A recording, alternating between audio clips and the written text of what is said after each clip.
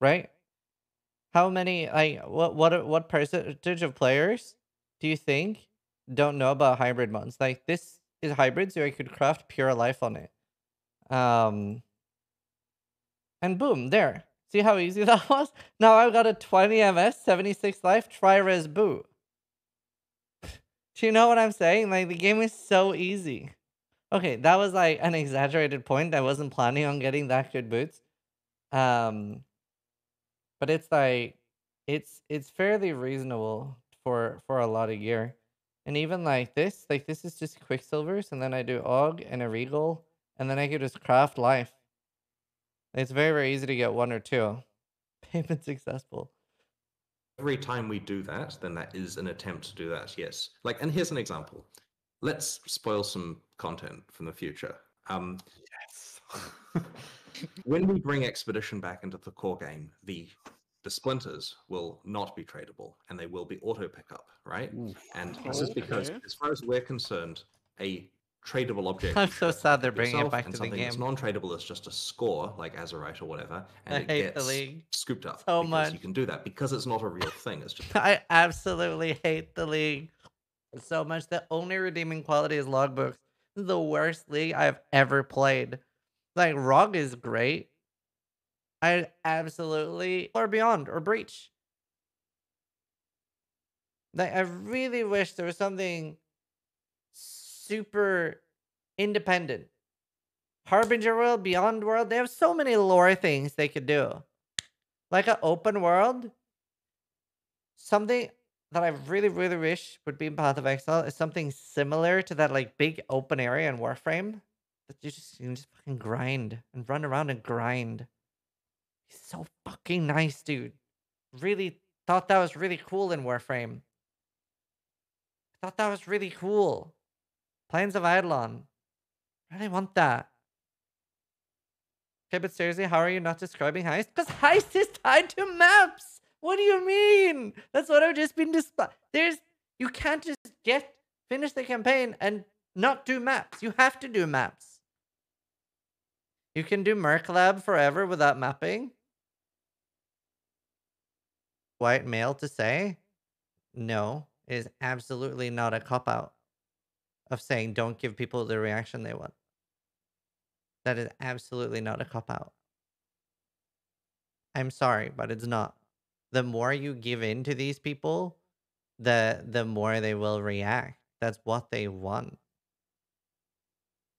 It's absolutely not a cop-out.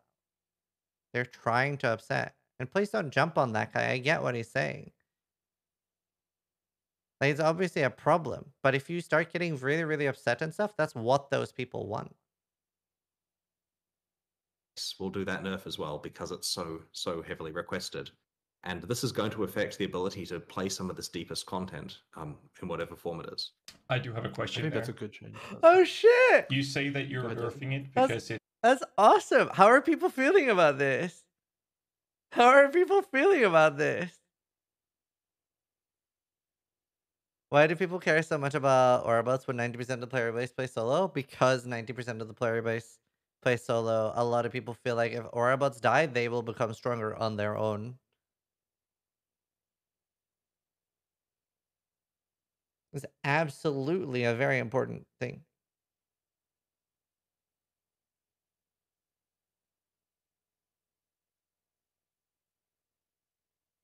Is the SSF player lecturing us on the trade economy? So it's cute that you feel that way, but I have more hours playing Trade League than you will ever have Path of Exile, even if you spend the next 10 years playing. I'll already then have more hours in Trade League.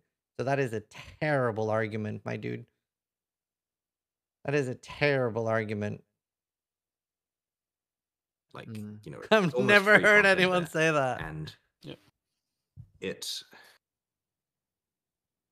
there's this funny thing where I have a lot of friends who play WoW and they're all in the best guild on their server. Like, they can't all be, but yet they all are. Like, you ask a WoW player what guild you're in, they say number 1 on Blast server. But there's a lot of other guilds. And that's because there's always some metric It's literally for how his YouTube account, how they right? assessed themselves as number 1. They're number I 1 have no because they idea. did such It's and such called first, and Kiwi therefore they're Dan number or 1, Dirty even though they're Dan. number 6 in the next time that was measured. And so I feel that by having Give more me them. leaderboards, we have more ways that you can be number 1 in Path of Exile. Give me some fucking stat. And then maybe... Oh my god! And if you have that stat screen, it will show currency used on items as well. You buy that stat screen, it now shows you. Fusings used on this chest, 1,700. Fusings used on this chest, 97,000. That would be so great. That would be so great. No, I don't want to buy a stats tracker for this item, is what I'm saying. I want stats tracked on items, but I definitely do not like, I don't want to buy this for every single item. I don't want to like, oh, my stat track entropy charm imbued one. I don't want that. I don't want that. You are captured, stupid beast. Hit resubscribe and random ad attacked me. Thank you, Noki. And so point number 1 is, in order to make the campaign more interesting, we make sure there's a compelling league mechanic through it. 3.16's league mechanic is one that is not... I do not want to spoil this, got to be very careful. It's a good one. Let's just go with that, and that's going to help people play through the content. Like, they're going to enjoy encountering it in each area that they find it in. They'll be looking forward to that one. So that's point number 1. Point number 2 is... Absolutely pointless statement, though. Like, I love Chris, but like, would he ever say it's a bad one? Like, I mean, absolutely pointless statement coming from Chris, to be honest. Been recommended, isn't it?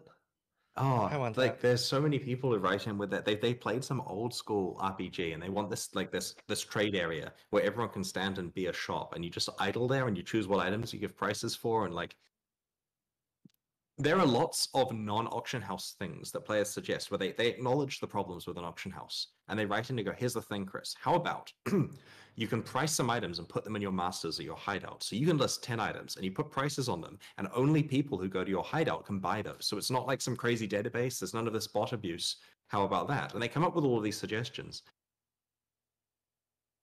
Quinn is the kind of person that enjoys lowbrow Q on Dota. Also, if you haven't seen, we've announced the gauntlet. This one turned out really well. This is all live now.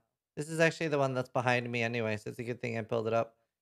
And we have already sold over 150 units of random shit.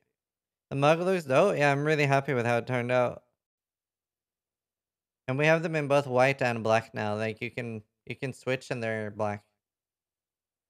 We have oh, it's at $2,000 almost, which means that it's at 4,000. And then Red Bull is getting interested in the scene as well, so they're dipping their toes in by paying for the casting of this event. Yeah, so it's like starting to go somewhere. Sci TV's bounty. So people can donate for bounties. People can donate to streamers' price pools for their bounties, and everything is doubled by Shopify. Yeah, Red Bull is paying for the casting, so that's like their way of like dipping their toes in and starting to express an interest. Thank you so much, Cancine, for the 6 months, and thank you whoever just bought something. Bosses. I think I can do a lot of the bosses on different builds, and I'm just sitting there thinking, how the fuck am I going to survive mapping? And that's led me to think, I'm going to ask GDD when they have time if they can add boss-specific mods. What if they can make bosses have 400% increased health or 200% increased speed, but the rest of the game is just like a normal gauntlet and not absolutely going to skull fuck you into the ground? And that will also make it more approachable for other players. Like, it will still be hard, but it would make like bosses would be like a absolute insane thing. Act 2 is also really hard with Weaver. You need to pretend you're a new player in Act 1? Yeah, basically. So you get 6 portals? Oh, no, you that's not what I meant. Oh god. Oh god. Oh god. Oh. Right. Right, that was annoying. This is why we're practicing on softcore. I didn't know I opened this.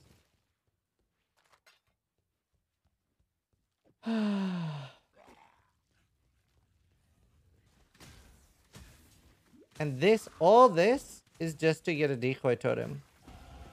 The worms will have to wait a bit longer for All this this is just to get a decoy totem.